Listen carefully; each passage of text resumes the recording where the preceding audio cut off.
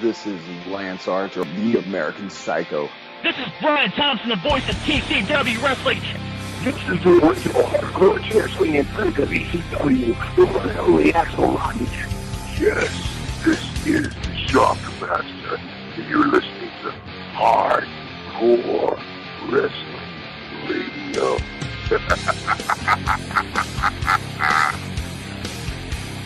Hello everyone, welcome to another edition of Hardcore Wrestling Radio right here on youtube.com/HWR show. I'm the Shining Star, Rick Starr. Of course, we got the crew here. First, over from the West Coast, he's the Bay Area MVP, known as Will. Will, welcome to the show. The only thing I'm going to say is when this show's over, we'll have the new meaning of bad news. Yeah, we will. And then, of course, over from the CWA, we have Mr. Joseph Knight. Joe, welcome to HWR. Thank you, Rick. Thanks, everybody, for bringing me on here. Lock the children. I think this is going to be bad. Yeah. I have to agree with you there. And then over from Lance Moss TV, he's the incomparable Lance Moss. This should be interesting. Yeah, interesting and well. And, of course, tonight we do have a special guest, Mike. Mike, welcome to the show. Man, glad to be on here, man. First time finally seeing what y'all do. I mean, after listening to you guys, it's good to be able to join in on the discussion, man. Well, glad to have you. Before we get on to the show, I just got a few things I'm going to cover. So, I read earlier in the week that Mark Marrow is going to be joining forces with Shannon Rose to raise awareness for bullying. Apparently, Mark Marrow is tired of being bullied by Rena Marrow. Apparently, he got harmed on one too many times. Just by observation, folks. WWE is considering releasing Mystico, who originally played Sin Cara character. Apparently, Mystico's pinky injury was too severe, and that he'll never be able to botch another match again. Tragic, absolutely tragic. The rumors are saying that they are still going to have that Rey Mysterio Sin Cara match at the WrestleMania 30. There are some disclosed rumors that they're even adding Chris into the match, and this could be a special stipulation in this triple threat match. Whoever does not get injured gets to keep their job. Does that mean Christian's coming out in the mask, too? I have a question to you guys. Why is Yoshi Tacho still in NXT? I mean, isn't that supposed to be for development? The guy's been wrestling for 15 years. How much development does one guy fucking need?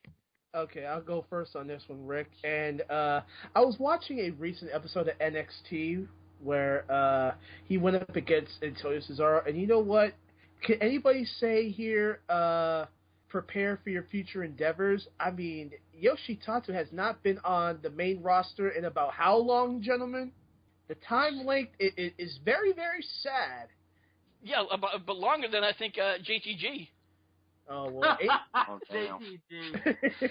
Well, you know, I think JTG has a better shot at getting up on Raw than he does. Man, think about it. JTG's been on the main roster since 2006, and moving on, P.S. Michael Hayes has returned from suspension. According to WWE, though, Hayes didn't offer Rosa Mendes a drink. He was just testing her to make sure she wasn't going to slip. And of course, they rewarded him for sending him on a 2-month bender. Oh, Lord. wow. It also didn't help he showed up with his KKK shirts. Oh! Now, through some news that this past week, CM Punk shit himself on SmackDown. What? Yes, he actually did. He shit him, That's unpopular. That's unpopular. But the funny thing, now, Best in the world. The fucked up part is, 2 weeks ago, we have Titus O'Neil puking, and now they're moving up to shitting. I wonder if they're like, when he shit himself, if they had like a little CM Punk's little logo, like, blocking his little shit. Oh, that's great for the cult of poopinality. But you know what? What is the problem? All I know is I heard CM Punk said that this poop isn't fun anymore. You know what? I think the WWE, I think Triple H has to do the right thing, what's good for business, go out and get a box of Depends and start handing them out to everybody. Besides Natalia pissing on herself, CM Punk pooping, and, well, you could take the diaper and put it on on this guy's face so he doesn't vomit anymore. You know, what is going on with these people? Is it a new gimmick that everybody has to do something, crap themselves, piss themselves, or throw up? If this is the direction WWE's going for, the toilets? So that's what I call fucked up news of the week. So let's get down to some real news and talk about it. I was going to pitch this to Andy, but of course Andy is out chasing ghosts, or he's chasing women. Well, probably one of the two, depending on his condition. But or chasing ghost women. Yeah. You know what? It could be both. It could be both. We'll have to find out which one when he comes out on next time he comes back. But WWE began out sending media invites on a Tuesday for a special event of Wednesday, January 8th, to this hotel in Las Vegas, Nevada. And the reports of the whole McMahon family is going to be on hand for this event. Now, of course, this is not confirmed on what it's about, but there's a lot of speculation that this could be the launch of the WWE Network. What do you guys think about this? Will, I'm going to pass it off to you. Oh, wow. The WWE Network. Well, I don't know much about it, but, I wouldn't be surprised if they start out the new year with the network. I mean, they've been talking about this since, early, mid-September, but they haven't really said anything about it other than, they want to bring it out. They try to bring out more media outlets to the company. But if January 8th is the way to go, okay. But if talks happen since September, why wait so long, then relaunch it again? It doesn't make any logical sense to me on this one. Yeah. Lance, your thoughts? I'm kind of having doubts that this whole damn thing's going to work. All right. Joe, let me ask you. We know that of course, they've been trying to launch this thing for well over a year now, and they've had a lot of failures. I also read sometime also in this week that Roddy Piper said they're going to be bringing back. I think it's like Legends House, which was supposed to be originally on the network. Do you think the two and two could coincide, and maybe they are actually going to launch the network this time? You know what? Years ago, and we're going way back. We're going in my teens. In 1985, 86, in the New York City area, and it probably was around, in the UHF channel, they used to be, here's your history for the moment, folks. This is more popular than anything else. Here's the thing. They had, on this particular UHF channel, and that's something that's also way in the past of the dinosaurs, they used to have every day on this particular channel that they had different wrestling products. It was let's just say Monday it was WWF, Tuesday was the NWA, Wednesday was the UWF, Thursday was WCCW. If the WWE actually did this, and they did this little legend segments and everything sprinkled in there, and they got together, it can work. Because let's face it, people are getting tired of watching the same product on TV. Maybe they want to see something from the past that they haven't seen. I think it's a good idea to promote this and push it as best as possible. When you said that the McMahons were all getting together to unveil a big event, I'm thinking, yay, they bought TNA, Oh, Jesus. And they derailed Dixie, At least they know what to do with the product. They'll flush it down the toilet faster than Dixie is. But I just hope they work this network out, and I hope they do it right. The original programs, put the original programs back for everybody to see. So it should work. Notice I say it should. Should. Okay. Will, I believe you got a couple of topics you want to bring to the table. So I'm going to pitch it over to you. All right, yeah. Well, first of all, I want to talk about NXT champion Bo Dallas with his route in being the NXT champion, and he's beaten many of the talent over there. And there was a report I brought up 2 weeks ago on HWR that there's supposed to be more people than Xavier Woods being called up, and this might be Bo Dallas's big break. Last time we see Bo Dallas, it was on Raw, and he beat Wade Barrett. And then we never seen him again. Question to you, gentlemen, is this good or bad for Bo Dallas to come to the main roster for the second time? What do you think, Rick? Well, I'm gonna be honest with you. Been watching NXT myself recently, and I don't deny the man's ring skills, but his mic skill, I don't know. It's just something when I see the guy wrestle, he looks like he should have tag team partners like Bert and Ernie. He's just, hi, I'm Bo Dallas. Would you like to tag team with me, please? And it's like, oh God, just shut your mouth, please. He's just, he's too much of like a schoolboy look, and it doesn't sell for me. You know what I mean? I got you. All right. Simple as said. I don't blame you. Lance, chime in. Well, throw some dirty clothes on and make him grow a beard. Let his brother be his mouthpiece. Wow, so Lance thinks give him 2 more years and he'll be a future Wyatt. That's if the stables is still going on. Joseph, my question to you is, do you think this would be a good fit for him to come back to the main roster for a second time, and will it be enough for him? You know what? I actually seen some of his work, and his ring work is good. I think the problem, and here's going to be a quick little rant, the problem with all these guys in NXT and everybody else is that they have no personality. They don't entertain the crowd. It's like they're more concerned of doing their spots, and they don't develop a character. You know, you can take the greatest worker in the world that can do flips and be basically a spot monkey, but if he doesn't have that extra oomph to entertain a fan, then what good is he? I think that's what's become of NXT. That's why you're seeing these guys stay there for longer periods, because they're trying to, just keep them there, and hopefully they develop into a character. What I could see Bo Rotunda becoming, or Bo Dallas becoming, is possibly, developing something better. And like Rick, I disagree, or Lance, what it was with the grow a beard, wear some pants, and all that. I think he needs to stay the look, but develop like an interesting character. So I hope that answers your question, but you're not going to see him move back up to the roster until he develops a better, better promo style, a better character. Okay, unless you're not a Bo Lever, then, yeah, that takes its toll. Mike, since you're here listening, if you have anything to say about Bo Dallas, I'll give you a chance to chime in if you want. I've been watching Bo Dallas for a while, even back to the days of before NXT when they still had what was the FCW TV in Florida. I used to see the episodes on YouTube, and I like him. I think he's good. I don't think he's got like a good personality, but it's just my issue with him is seeing some of the. He's had some moments that were just a little too unbelievable for me.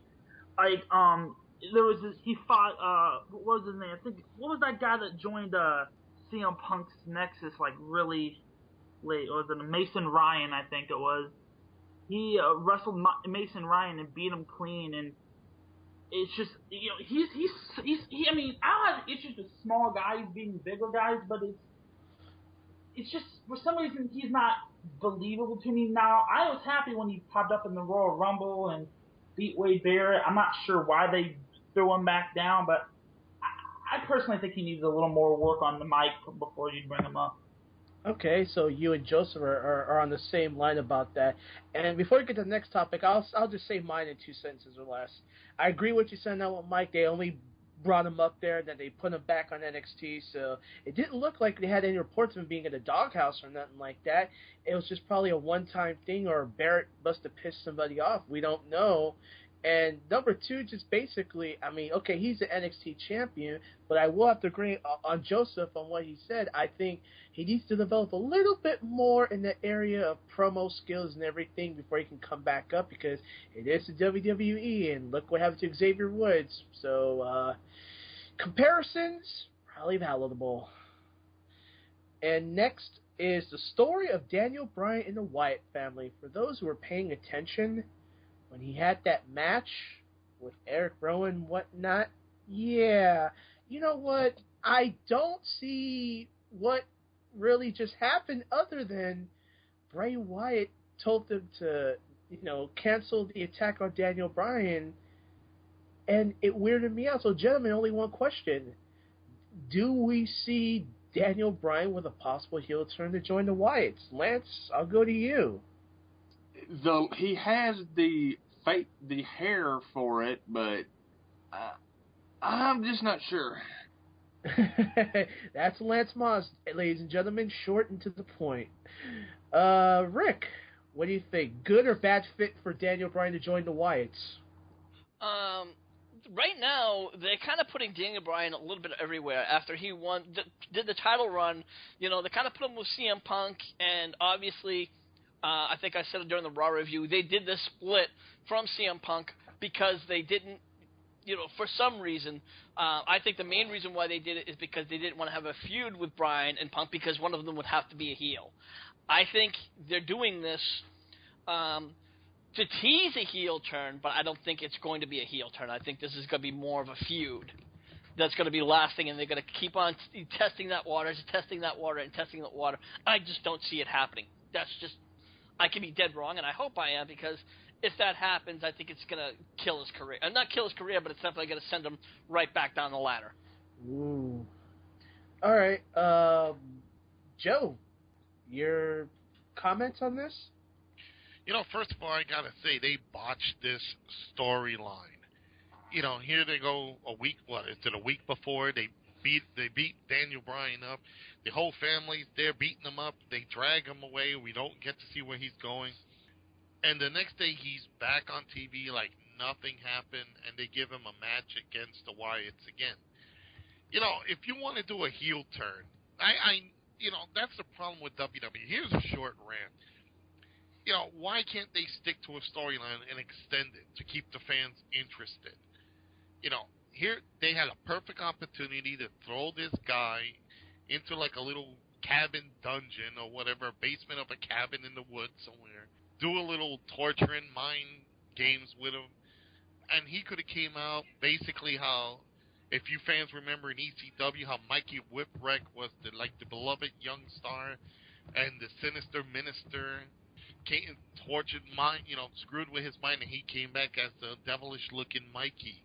They could have done the same thing with Daniel Bryan. They could have screwed him up. He could have came out as thinking he's Daniel Wyatt, and he could have had a nice little heel run, saying that, hey, basically you've been taken advantage of. Everything they could have done at that moment, and then the next week they just put him in the ring. Then they start the storyline saying, hey, you're just like us or whatever have you. I think it's lost. I think they lost that storyline ability, and I think they blew it. And I have to disagree with you, because if they turn him heel, it's not really good for any career to flip-flop over and over again, because he was heel for a while. Remember, he was heel around WrestleMania 29 when he lost the title real quick. I mean, look how fast Sheamus beat him. True, but and again, he wasn't getting that big push as he did now. Everywhere you see the yes. But even before that, it was Team Hell No when he was still a heel. So you're still flip-flopping. When you flip-flop, it does nobody any good, anybody's career good. So I think the best idea, and that's just to try to leave it right now. He's getting that good push as a face. Keep it in that direction.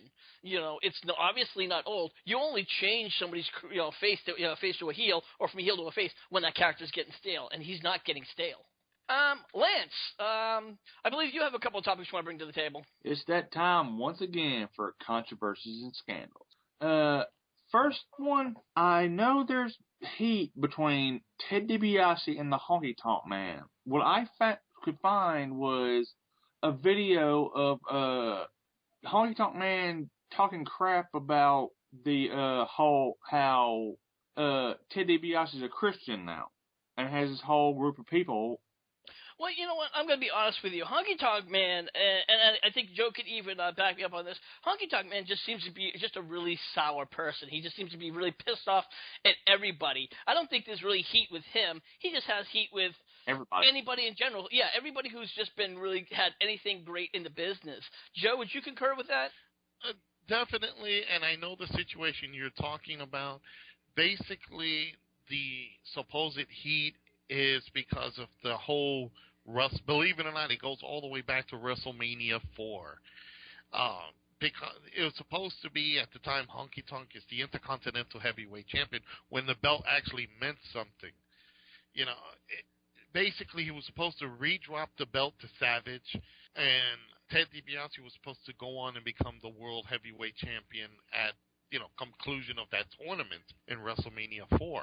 When Honky Tonk refused to drop the title. Okay, I remember the story. Yep, when he refused to drop the title to Macho Man, WWE had no choice but to switch the stuff around and says, okay, let's give the belt to Macho and let him feud with DiBiase.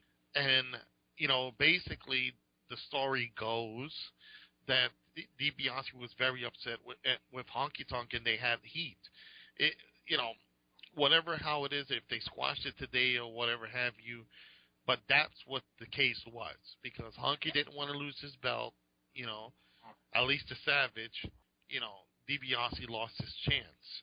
Now, yeah, exactly. Now, he never, if I'm not mistaken, according to the story, DiBiase, he got the title handed to him, but he was supposed to win the world title at some point in time, wasn't he? He was supposed to legitimately win it at WrestleMania 4 in the tournament. He was supposed to go meet Hogan in the finals, and then Andres gets involved, and boom, and DiBiase would have won. That would have tossed him, we would have seen a different WWE at that moment, because he would have held the belt for a while, and he would have been like another possession of his $1 Million Man gimmick, and Andre being his bodyguard, and Lonely Virgil being his second bodyguard, would have helped his career. But it never happened because people never realized one little thing can change a lot of things. And unfortunately, because Honky felt like, well, if I drop the belt to Savage, where does that leave me? And McMahon basically told him, well, we will rebuild you and start you over. And he basically didn't like that term, so that's why Honky kept the belt, lost it to Warrior later in SummerSlam, and DiBiase in like 15 seconds. Yeah, and DiBiase basically had to wait a couple of years before he actually legitimately win a tag title with IRS. Lance, what else you got for us? Well, coincidentally enough, Joe mentioned Ultimate Warrior. Why is that? We all know that there's heat between he and Kevin Nash. What do y'all think this? I did a little bit. I remember this story a little bit, and again, I think this had to do with some kind of a challenge. I remember. Well, I don't remember how it started, but I remember the shoot that the Warrior somehow Kevin Nash challenged him to some kind of an argument or a fight or MMA fight, and Warrior obviously, said, "Look, you wanna fight me at a fight? Give me a certain amount of time to train, and I will, of course, fight you, but I want a certain amount of money." He said, if you just sign. He never disclosed the amount of money, obviously, but he said he wanted X amount of money. And he said, you want to fight, put the money down? And it's not going to be my money. He made it clear, I'm not putting my money down. If you think I'm putting my money down, you're nuts. But you have a sponsor to put down the money. When me and you could fight for an MMA fight and give me enough time to train, I'll fight you. And somehow I guess I know that Kevin Nash ultimately bitched out. Why that story, how that story started, it's still a little bit of it sounded more like a Twitter bitching to me. Joe, you familiar with this story? Yep, it was a Twitter bitching thing. It basically, Kevin Nash started it with calling Warrior, that he could beat the Warrior up, and basically they went back. Okay, I remember that, yeah. Yep, they went back and forth on it, and that's basically what you said is what summed it up. Again, I look at this, I was a big fan, I was a Warrior fan, when he was, back in the day, listening to him today, he's another guy that's very bitter to himself. He blames everybody else for issues, and he says how Vince McMahon twisted the story. Heaven forbid Vince McMahon twisting a story.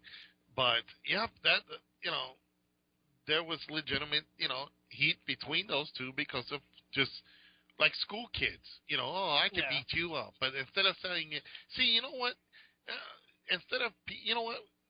It's like I tell people. Like people come to me and we discuss business, and I tell people straight. When you're discussing business with me, be man enough to say yes or no. If you can do stuff, you can't do stuff. You can put money in, you can't put money in. I can't see why people hide behind a keyboard. And they Keyboard warriors. Yeah, back in my day, no, you went outside, you beat the hell out of each other, and whoever was the last one standing won. Exactly. Especially if you're in New York, that was a normal thing. So these two guys going on Twitter, come on, people, you really want to do something, go out to a convention when they're both together, then say, hey, you got something to say, boom, boom, boom. Let's go out in the parking lot and handle it. Yep, that's it. And now the thing is, it's like, now you did say that the Ultimate Warrior did kind of complain a lot, but let's be honest and fair. In turn, Kevin Nash was kind of a bit of a complainer from what I heard by it. I don't know either man firsthand, but I've heard that he was kind of had his own bit of sour grapes and was his own bit of a complainer. And you could either tell me I'm right or wrong on that one. Well, you know what? I can't say he's a complainer because let's look at it. In the WWE, he was part of the clique. You know, he was not going to he was going to have things handed to him. Of course. So because of the whole Shawn Michaels group. In WCW, I can understand why he was a complainer. He wanted things his way. But again, that's because they allowed that in his contract. So he can complain and they'll get it. Again, spoiled. Today, I hate to say it, but certain wrestlers are just spoiled. They believe they mark out for themselves and believe their own hype. And these little, like I said, Twitter battles between each other, again, they're all believing in their hype. Well, Lance, what were your thoughts, actually, about this Twitter war between Warrior and Nash? It sounded a little bit like a work to me. And yeah. So it sounds like they called each other and planned this shit out. No, but it wasn't. Obviously, this was a legit, heat. And yeah, it was just very, very foolish. But let's kind of move on to our first discussion. We saw on Monday night the debut of Bad News Barrett.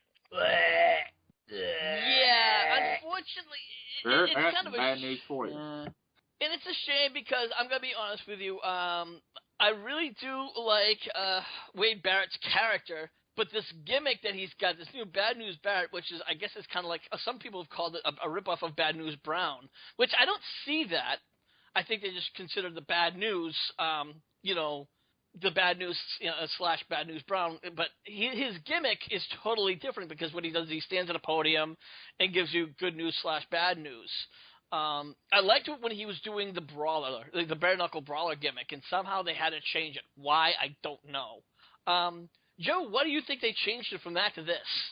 Simply because they needed to do something else with his character. He probably wasn't selling. Why does WWE take a good character and switch it out of the blue? It's because they have to find someone to tickle their fancy and say, okay, let's just mess with this guy. They should have left him that way. They should have. In fact, if I was creative, I would have taken Wade Barrett, and Lord knows, with the funniest things, the coincidences that WWE's doing every time we say something on this program, it happens. They should take him back to like what he is, as a diehard Englishman who's going to go out there and show how English wrestlers are proper and how they can kick, literally kick ass. Throw William Regal or Steven Regal, whatever he wants to go by, as his manager, and that should work. Now, this whole good idea, good news, bad news gimmick, I think it sucks. I'd rather sit down and watch hours of Animaniacs. Good idea, bad idea. Yeah, pretty much. And we'll welcome back, Will. We know that you had a few things you had to do, but we'd like to welcome back and give us your thoughts on this Bad News Barrett.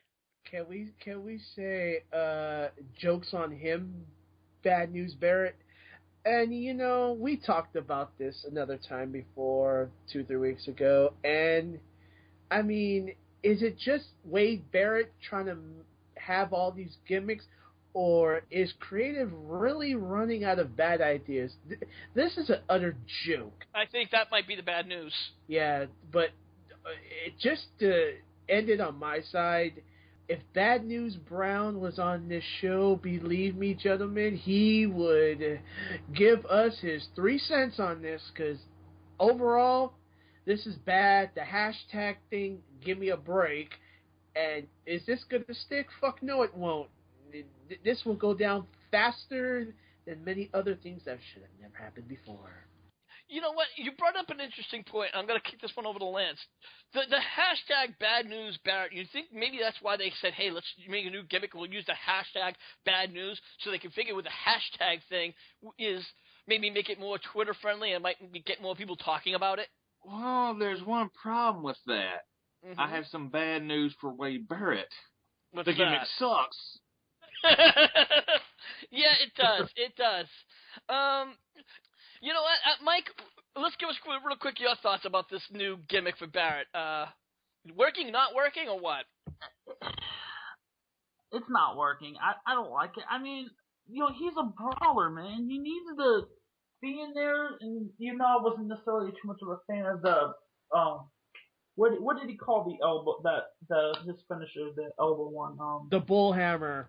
The bull hammer. Yeah, I wasn't a fan of the bull hammer, but it worked, and Barrett's one of my favorite wrestlers, so this is especially frustrating for me. Well, that's the thing, and, you made an interesting point, that he changed. I mean, who's to say that he's not going to change in the ring? I mean, right now, this is just more of his outside character, because he really didn't have much of that. He usually would just come to the ring, and I think maybe this might help with his mic skills, maybe. I mean, I don't think maybe that's not, what I mean? It's not like he's completely been repackaged like Curtis Axel. Curtis Axel's been completely repackaged. Yeah. So I think maybe this is just something to change his out-ring character. I think maybe we still haven't seen him wrestle. So I think until we see that, maybe we still have to give it a little more of a fair try. But let's move on. Will, I believe you want to take a hold of this next segment.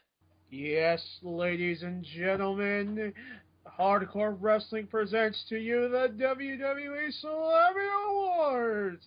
Does most of us really care? I don't know, but here we go.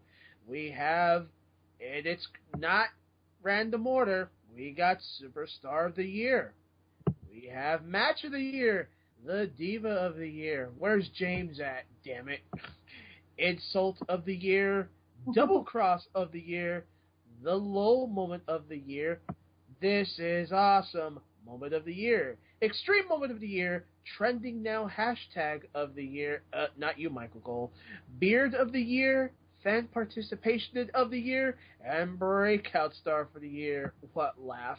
So, gentlemen, I guess our pick for Superstar of the Year. We'll go round table. Mike? Before you get into that, remember, WWEshop.com is selling replica Slammy Awards for $139. In which HWR will not provide any info to that because we don't care. So, Superstar of the Year, fellas, for me, I hate to say it, but the way WWE is going to go this route, I'm going to have to unfortunately tuck my pride and say John Cena. He is the poster boy. Move on. Rick? Yeah, I think the WWE is probably going to pick him, So, yeah, I got to have to agree with that. Lance, your pick for Superstar of the Year. For them, John fucking Cena. Fuck him. Joe? Unfortunately, Super Cena is going to be the only one that wins this award. I think there's no one else in the promotion. That's just him. And Mike? As much as I don't like John Cena, and it is voting on the WWE app, so of course who's going to win? When you really weigh it all, John Cena's kind of done more this year than a lot of people have.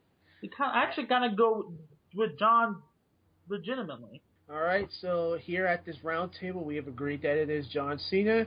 To you fans that want to comment more on this in the comment section, please do so. Next, we're going to go to Match of the Year. Now, gentlemen, there has been a lot of good matches this year. Oh, my God, but yes. I am going to say one of two matches I think should be here is either CM Punk versus Daniel Bryan or Daniel Bryan versus Seth Rollins. You know what? I'm going to throw in another one, Will. It's an improved, and you got to say the guy's improved. The Cody Rhodes Goldust Connection versus the Shield. Anytime you got those two tag teams together, it brings out the best in Cody. Mike, your vote for match of the year. My vote for match of the year is going to come from SummerSlam. CM Punk versus Brock Lesnar. I absolutely thought that match was just perfect for me. I know Brock Lesnar's not necessarily technical skills. He's more of a brawler. But for me, that match was just... I didn't expect Punk to win, but I just love that match. I mean, I'm kind of a little biased there because I like those two guys, but I thought that was a really good match. Okay. Lance. Well, I think I want Punk and Lesnar to win it. But, this is a big old but, I think they're going to give it to Twice in a Lifetime. Twice in a Lifetime. So Rock and Cena, right? Yeah. All right. And, unfortunately. And Rick, welcome back. Last but not least, sir, match of the year, your thoughts. What I think the WWE is going to pick, if you have to ask my opinion, they might pick probably Daniel Bryan versus John Cena SummerSlam. Ooh. That, or they'll go with the usual. The best match is whatever match Undertaker was in at WrestleMania. You know what? That could also be very well true. Punk Taker. But in like the last how many years that they brought the Slammies back, every year match of the year has been whatever match Undertaker was in. That's very true. You know what? Yeah, I withdraw. I'm sorry. I agree with you. Yes. And keep in mind, this is. Yeah, I'll just go with that. All right. As Rick unnecessarily with his result, we're gonna go to the next one, and gentlemen, I want you to think very logically on this one. Diva of the Year. AJ Lee next. Lance. Yep. AJ. Rick. You know what? I if you want to go by who has the current title, they have to go AJ. But you know what? I'm gonna step aside. I'm gonna think, political, because she's right now sucking the face of WWE's cock, and I'm gonna go with Nikki Bella.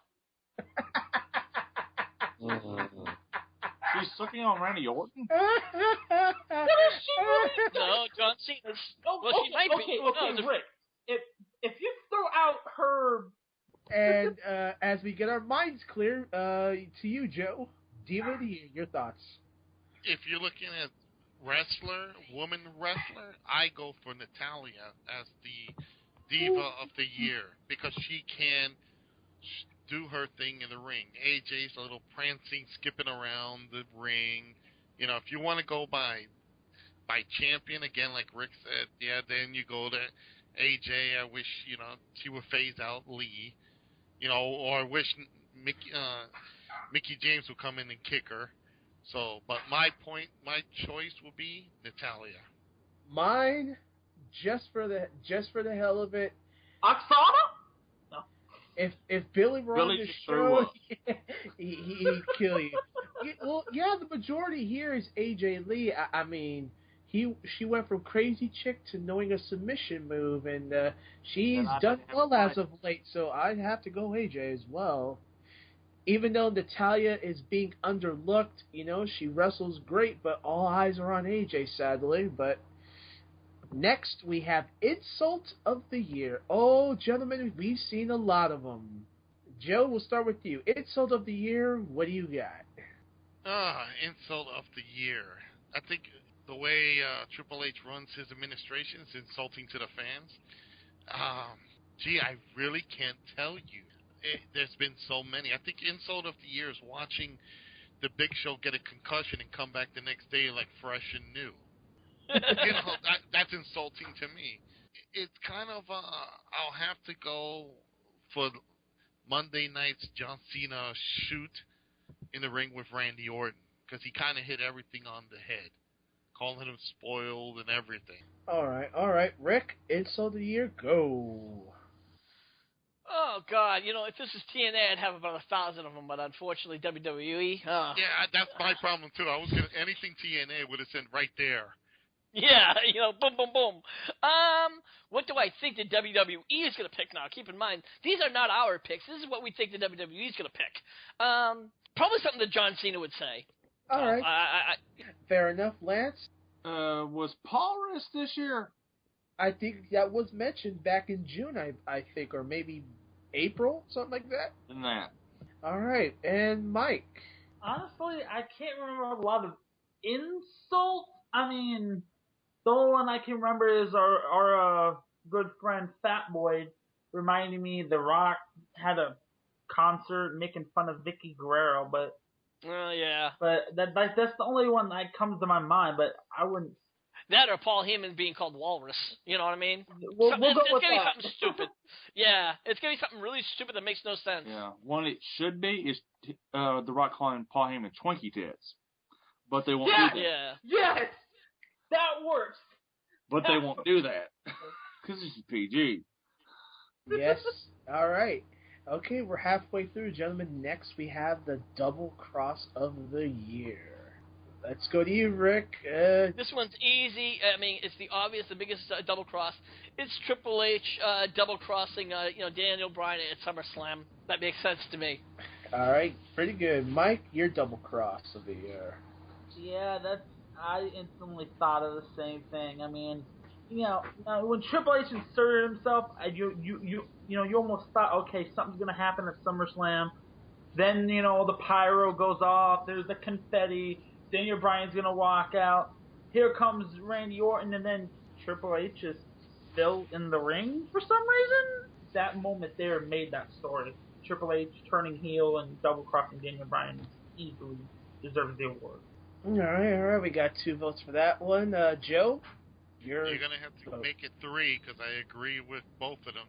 I called that double cross coming on. He did. I remember we were watching it. Yep. On this program, I actually called it. I'm like, look, there it is. Boom. There's the double cross.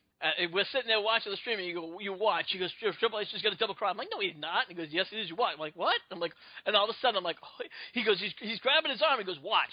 He's going to spin him around and kick him and pedigree him. And no sooner does it happen, spin, kick, pedigree. I'm like, son of a bitch. Well, we're 3 for 3, Lance. What do you? Oh, well, I guess we're all in agreement. I'll join you guys on that one. I mean, I couldn't think anything else that would suffice this matter. The only one that I think would be Paul Heyman double-crossing CM Punk. CM Punk, yeah. Those two are the only 2 ones that really make significant. All right. Next, we have the LOL moment of the year. And, boys, we've seen a lot of them. Lance, we'll start with you. LOL moment of the year. What do you got?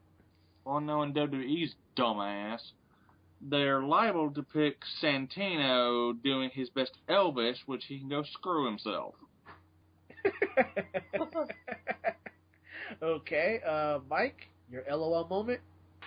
I don't know. This is just like the insult of the year. It's hard. I mean, remembering matches is easy, but remembering moments like like little teeny segments, throughout a whole year is a little tough. But the episode of SmackDown where I think it was Jinder Mahal, they did a stereotypical Arabian flute thing with the snake, where he was Jinder Mahal was playing the flute, and then also was taking control of Santino's snake or cobra puppet, whatever thing. That, for some reason, I don't know why, but for some reason that moment there made me laugh. Okay, we'll go with that one. Rick, LOL moment. Well, if you ask my personal opinion, I know it's not going to happen. I'd say it was CM Punk shit himself. Here. But on a serious note, it's probably going to be one of the segments where 3MB was coming out as a parody group. I would probably have to say I would like to see when they came out as PS, as the Freebirds. All right, and finally to you, Joe. I have to agree with Rick. The same thing, 3MB, when they're doing their little parodies. I think they finally found the best thing for them. Yeah, I'll jump ship to, Rhinestone Cowboys. Don't see that at all. I just don't see it. I mean, they only got, 2 or 3 weeks of cheap pops to implore to the fans, but that's just about it. Yeah. There's nothing, that's going to be good from this, you know what I'm saying? Alright, next we have This Is Awesome Moment of the Year. What is your moment, Rick, on this one? This is awesome. Oh, God. I don't have a pick, skip me. I really don't. It's just... Rick says, fuck it. Okay, okay, Joseph, we'll go to you. This is awesome moment. When I saw Cody Rhodes actually get with a personality and do incredible moves. Watching him and Goldust do moonsaults, that's an awesome moment. Okay, very well. Lance, your moment for This Is Awesome. The last time I can remember the crowd saying those 3 words is in the match, or is it in a match or in a gauntlet type thing where it wound up Seth Rollins versus Daniel Bryan, and the fans just kept chanting that. Oh yeah, I'm going that. Bryan versus Rollins, very good. Mike. The last time I really kind of, started chanting "This is awesome" is that initial fight between the Wyatts and the Shield. That was, I'm not gonna lie, I marked out. I marked out. That moment to me was just awesome. Okay, I'm pretty much gonna agree with Lance on this one. The Bryan Rollins match, I did hear this one specifically. I mean, who would have thought Rollins and Bryan would get that type of reaction from the crowd, and they chatting that? I mean, you got 2 former stars of Ring of Honor, they're on the big stage at WWE, and, I'll have to put this one there. And now, for something that not many people like, the extreme moment of the year. Yes, folks, weapons and tables and ladders and chairs and water bottles and everything you could think of. So, Mike, extreme moment of the year. We'll go to you for this one. What now, this, I think I know what WWE is going to pick. The extreme moment of the year. I think it's going to end up being what pay-per-view was it? I think it was Payback, I want to say. When John Cena gave the attitude adjustment to Ryback through the ambulance. For some reason, I think that is probably going to end up as the extreme moment. Okay. Joe, extreme moment of the year. Anytime the Shield picks up somebody and drops them through a commentary table. Yeah. Well, that's more than folks could. Rick, you're up. You know what? I'm going to jump on ship with Mike and say when Cena put Ryback through the ambulance, because it was probably one of the more extreme, segments. So I'm going with that. All right, Lance. Even though I don't think nowadays WWE knows what the fuck the word extreme means. Amen. But I've been very vocal about that. But I'm going to go with sort of going with Joe, but I'm going to go when the Shield power bombed the Big Show through the announce table. Okay. That was actually pretty impressive. Yeah, knowing WWE and the way their little cheating ballot works, yeah, I'm going to agree with, even though this is probably something I would never go for, but yeah, Cena Ryback to an ambulance. He's falling down about a good 7 feet down to a gurney somewhere. Probably broke that too. So I would have to say Cena on Ryback with a broken gurney inside. And now, if James were here, he would like this award, gentlemen. The trending now hashtag of the year. Now, I don't like Twitter. I'll never like Twitter, but for those who have Twitter, okay, it's all good. Do your thing. But what's your favorite hashtag? Let's go to you, Rick. Hashtag. Hashtag, I'm just going to say, considering they're over on themselves, I'm going to say hashtag Raw. Hashtag Raw. Okay, Mike. We're going to reference something that Lance just mentioned a few minutes ago, hashtag Twinkie Tits. All right, since he said Lance's name, we'll go to you, Lance. Well, my own personal is hashtag that ass, but I think they're going to do hashtag Cena is back or some shit like that. Even stronger would probably be the proper word. Yeah. Yeah, that's right. And But finally, hashtag that ass. And finally, you, Joe. I'm waiting for this one. Trending now should be, why are we even watching this? But I have to go with Rick. Yeah, stronger is better, or whatever the catchphrase is. These hashtag things, man, it's starting to get to me with everybody. Hashtag fuck it. Yeah. You know what I'm gonna start? I'm gonna start instead of hashtag spam tag. Everybody eats hash. Now they're gonna eat spam. Spam tag. Oh, okay. Well, outside the box, and for me, I'm just gonna say hashtag bad news, Barrett, because you know what? Like I say, I don't pay attention to Twitter, but whatever works for the WWE is going to work for their media. It's going to work for the balance of their paycheck and anything to put their ratings up there. So, excuse me if I'm not going to be on the same fence as you guys, but, I mean, things are subject to change. This is the WWE. And now, Billy's favorite topic, since he's not here, the beard of the year.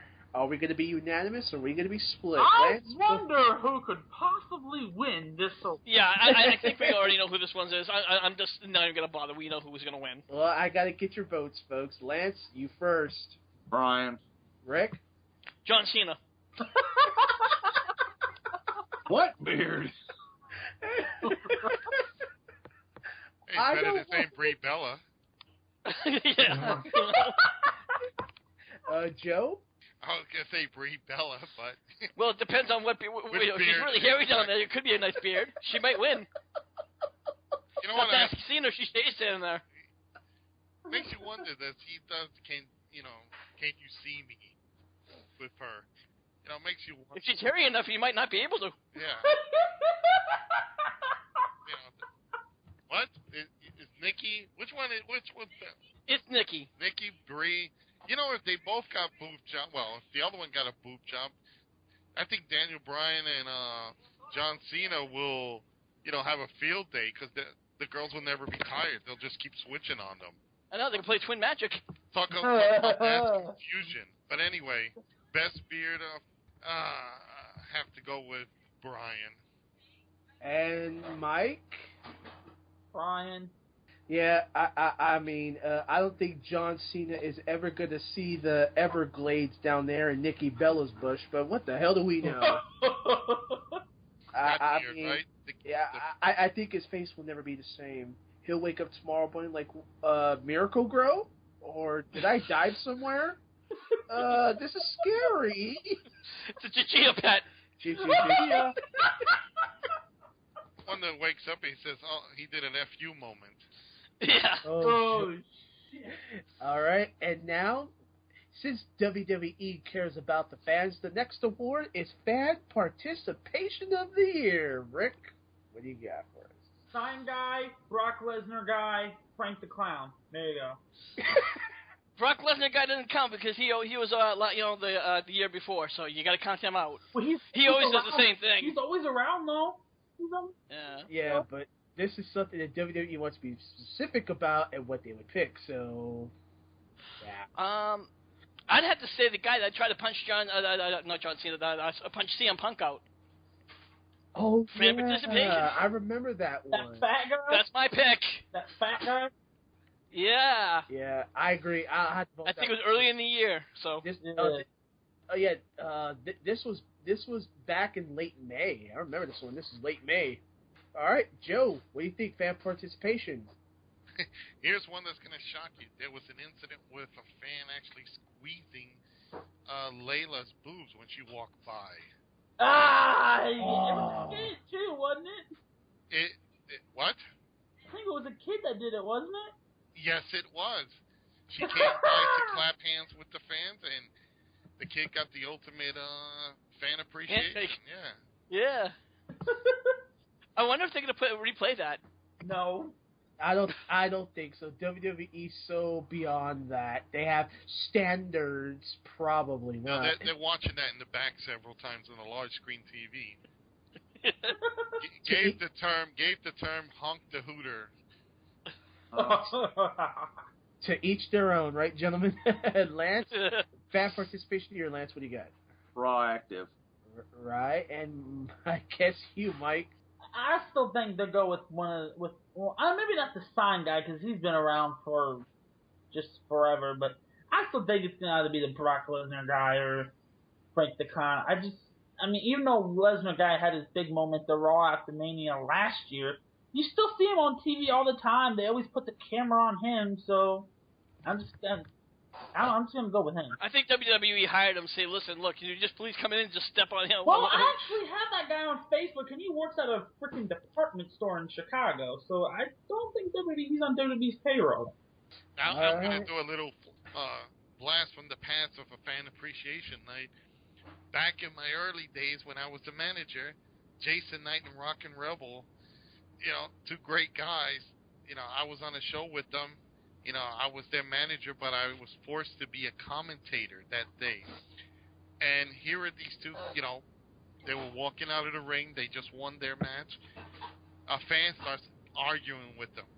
So what happens is, this was totally, unexpected. Nobody knew that Jason and Rebel had planted someone in the fans. They grab this fan, flip him over the railing, and start beating on him. Everybody is shocked.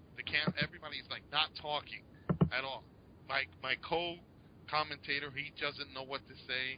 Nobody knows what to say. The fans are like shocked. And here's these two big, ECW guys stomping the hell out of this guy. The only thing that came into my mind was, well, I didn't know this was fan appreciation night. So he got the ultimate fan appreciation. They gave him the boots. All right, and I would have to agree with the fan punching CM Punk. I'm surprised charges were not filed in this one, but that's pretty much participation. And finally, ladies and gentlemen, an award that does not involve Ethan Carter III, the Breakout Star of the Year. Hey man, I'm sorry. I can't. You know what? And I made a joke, guys, on Facebook. Before we get to that, I did. Because I was trying to get fans to do our own HWR end-year awards, and I figured, hey, I'll make a joke because I was doing a lot of other ones, traditional stars. I was doing, like, for the Wrestler of the Year, and I put down Daniel Bryan, and they were like, oh, yeah, I agree to that, and I put Tag Team of the Year, and I put the Shield, and everyone was agreeing to that. I'm like, you know what? I'll try something different. And I did Breakout Star of the Year, and I did Ethan Carter. And you know what? I actually got people liking that. I'm like, you kidding me? How can people think that this guy could be a breakout star? Because they got high. Because they got high. They must have been high, because I'm sorry. Let me just say this, okay? A cheap condom will break before he can be a breakout fucking star. All right? I think that's why we got him. Probably. Oh, anyways, let's continue. All right. Well, I just said breakout star. What are you guys' thoughts? Well, I think right there's your breakout star. Rick just broke out, and I'm the one that's doing the rants. Wait. So I've been on a roll tonight. Honestly, who would I have to say is a breakout star? I'd have to, you know what? I'm gonna go I'm gonna go out on a limb. I'm gonna say Harper, Luke Harper. He really has been showing up really good, so I gotta go with him. Yes. All right, Lance, your breakout star. Shield. No, it's got to be a single star. You got to pick one star. It can't be like a group. It's a breakout breakouts. Yeah, what the hell, Harper? All right, Mike. So, before I answer, Rick, you're saying you don't want to visit Dixieland, right? No, that's Andy. That's where he is right now.